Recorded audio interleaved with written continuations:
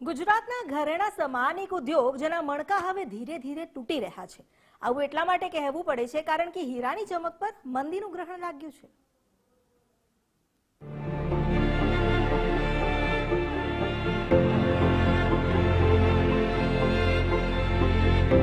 આ રત્ન, આ હીરો તો ચમકી રહ્યો છે, પરંતુ આ હીરાને ચમકાવનાર રત્ન કલાકારોની ચમક ચોક્કસથી ફિક્કી પડી છે.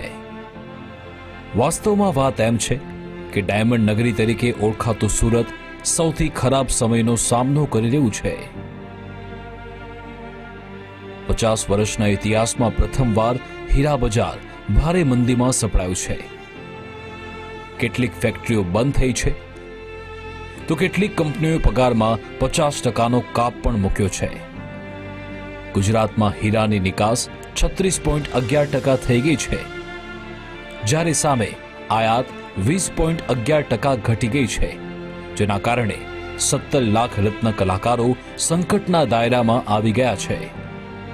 2 લાખ જેટલા રત્ન કલાકારોને નોકરી પણ ગુમાવવી પડી છે, તો છેલ્લા 18 મહિનામાં 45 રત્ન કલાકારોએ આપઘાત પણ કર્યો છે.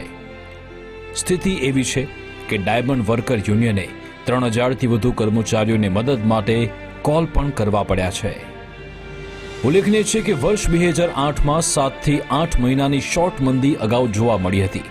જો કે પાછલા 18 મહિનાથી જે મંદી ડાયમંડ નિષ્ણાંતો જોઈ રહ્યા છે તે ચિંતાજનક છે.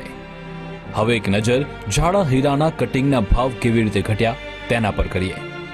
XXX કટિંગનો જે ભાવ વર્ષ 2023માં 1500 થી 2400 રૂપિયા મળતો હતો તે ચાલુ વર્ષે ઘટીને 1200 થી 2100 રૂપિયા થઈ ગયો છે. આમ XXX બોટમ કટ, XXX પેલ કટ, XXX મથાણા કટ અને XXX ધાર કટના ભાવ ગત વર્ષ કરતાં ઓછા થતા તેનો સીધો ફટકો ડાયમંડ ઉદ્યોગને પડ્યો છે. એક તરફ મોંઘવારીનું મીટર સતત વધી રહ્યું છે, જો કે ડાયમંડ ઉદ્યોગમાં પાતળા હીરાના કટિંગના ભાવ પણ ઘટતા તેની અસર રત્ન કલાકારોના ચહેરા પર જોવા મળી રહી છે. પાતળા હીરાના તળિયા કટનો ગત વર્ષ 25 થી 30 રૂપિયા જે ભાવ હતો તે ચાલુ વર્ષે ઘટીને 20 થી 25 રૂપિયા થઈ ગયો છે. તે જ રીતે પેલ કટ, મથાણા કટના કેરેટના કટિંગના ભાવમાં ચાલુ વર્ષે ઘટાડો થતા તેની સીધી અસર હીરા બજારમાં જોવા મળી રહી છે. મહત્વનું છે કે ગુજરાત સહિત દેશના જીડીપી ગ્રોથને આગળ વધારવામાં હીરા ઉદ્યોગનો મહત્વનો ફાળો છે. ત્યારે જરૂરી એ છે કે હીરાની ચમક પર લાગેલું મંદીનું ગ્રહણ વહેલી તકે દૂર થાય. Bureau report, Gujarat first.